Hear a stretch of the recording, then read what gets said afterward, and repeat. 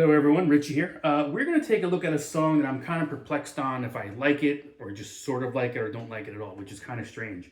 I think I like it more and more as I play it, especially as an acoustic duo project we have going on here. There's just a lot of moving parts to it. I almost want to put it in the category of The River by Springsteen, where it's not a song you can kind of just jam. It's like there are structured parts of the song that you have to hit almost consistently, which is, kind of makes it a little more tough as you're strumming, because sometimes you want to extend songs, sometimes you want to cut them short, sometimes you're going to have a jam session.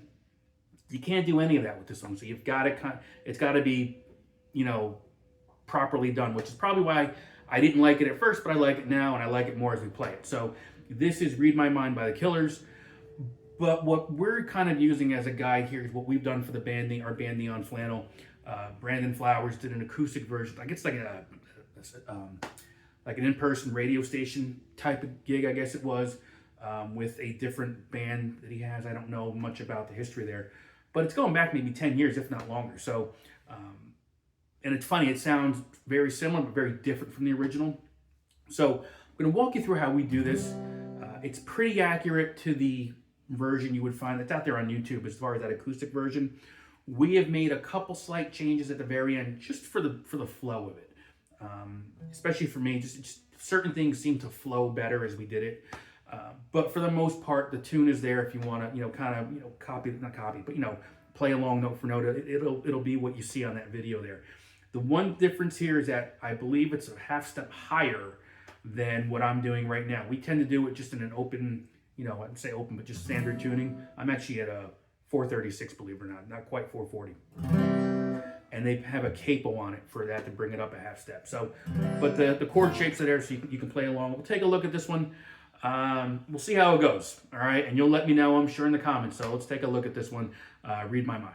So we'll jump into this one. Okay, the first couple chords we're gonna work with are C, A minor, and we're gonna play this G like this. So it's gonna be, this finger's gonna be kind of jumping on that, make it a suspended chord on that second string, first fret, okay? But we're gonna go 3, 2, open, open, open, 1. And then when you need to, we're gonna hit this C note. And there is a bit of a funky strum pattern for this, at least for the verses.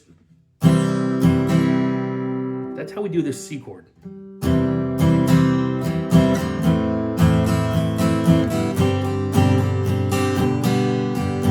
So I'm gonna insist that you just watch the video if you can find it. I'm number one, I'm bad at giving you strumming patterns. This is even worse for me, okay? But there is a pattern here.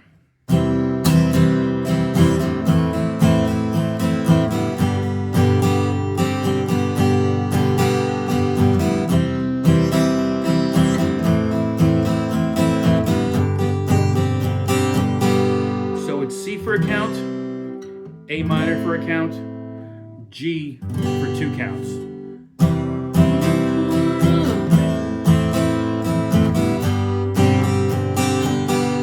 And the key is for this G, we want our index finger in that spot already to kind of be released halfway through. If you can't get this, you could just stick with that G chord the whole way, okay?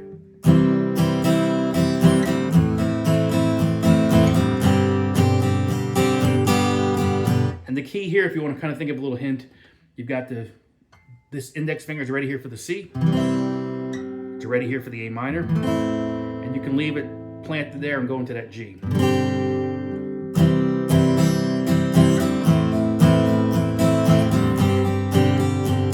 Off.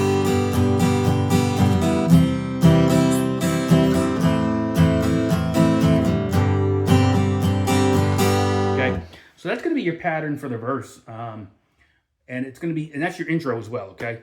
So it'll be intro, verse, verse. The chorus, we're going to use similar chord. Well, actually, no, we're gonna bring an F in right away. We're going to go F to the C to the G for 2 counts. And you're going to play that pattern twice. And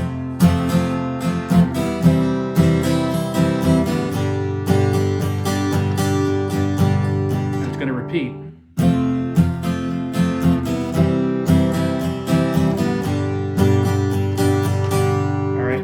got a bit of a change here with some, it's an odd chord we're going to throw in here, okay? But it works because it's more of like a passing chord. We don't want to land on it because it doesn't sound good, but we pass through it, it works.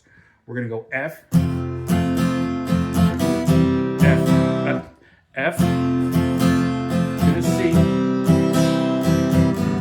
and we go to the G, but only for one count, okay? And then from there, we're going to go to an E, I guess the E major 7 or E7 to A minor. So we're just taking this E chord and we're putting our pinky finger on the second string of the 3rd fret.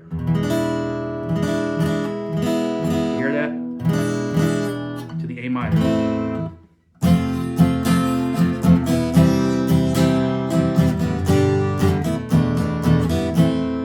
All right, it's hard. It's not an easy shift, but it's going to be F to the C to the G. Once we're done with that section, which is only one time we play it in this part, we go to F for 2 measures.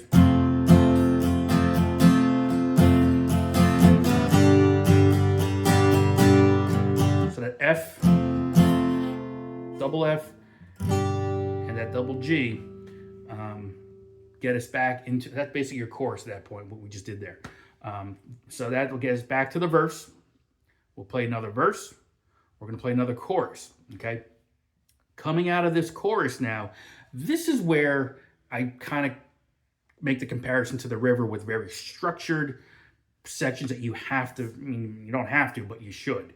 So the bridge is going to be this. We're going to come into the A minor, to the G, to the F, to the C. And we're going to repeat these first 3 chords again. A minor, to the G, to the F, we're going to hold it for 2, to the G for 2.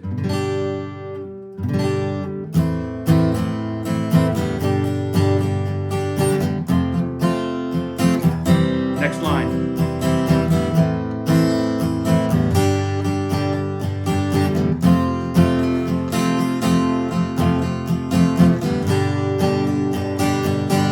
So that's your bridge, so go back and watch that a couple times, right? It's standard chords, but it's just really how they're kind of thrown together. And I guess this is kind of more, you can say it's a bridge. I don't know, because you kind of got some different things going on here. Maybe it's an extension of the bridge. We're going to go to some more chord progressions here that we haven't done quite yet. We're going to go F, and you're going into the vocal slipping, okay? This is where this part comes in.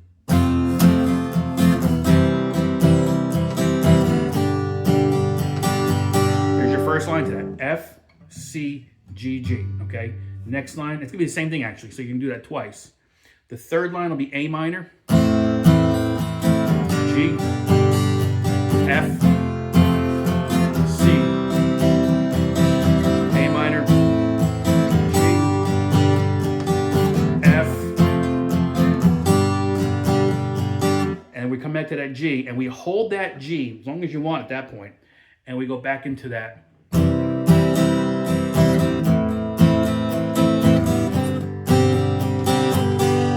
I think it's like the last lyric that comes up, and then I just kind of play it out.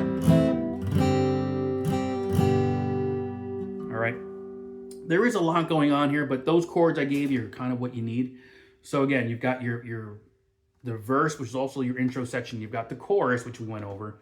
That bit of a bridge, you know, it could even be like a post-chorus type of thing, if you want to call it that, where it's the A minor to the G to the F to the C, and then we got A minor again to the G to the F for 2 counts, to the G for 2 counts. All right, and then we go to that final batch at the end there. You know, the vocal's going to be slipping. It's going to be F, C, G, G. Repeat it. F, C, G, G, A minor to the G, to the F, to the C, A minor to the G, to the F, to the F, to the G, to the G, back to that C, where we kind of just go back to that last vocal, last verse, and then I bring it out musically at the end, and then that's kind of it right there. So I don't know, hope that helped you out. It's a busy song, but in a good way, I guess, if you want to call it that. So hopefully it helped you out. We play it, depending on the crowd. It's a good choice. Sometimes it's not, but it's in there, and I kind of like it. I just kind of, again, the more I do it, the more I like playing it. And it's, you've got the easy 3-chord tunes. This kind of keeps you on your toes to make sure you're kind of playing it very, a song in a very structured way. So hopefully you dug it. But we'll talk to you. All right. Have a good one. Later.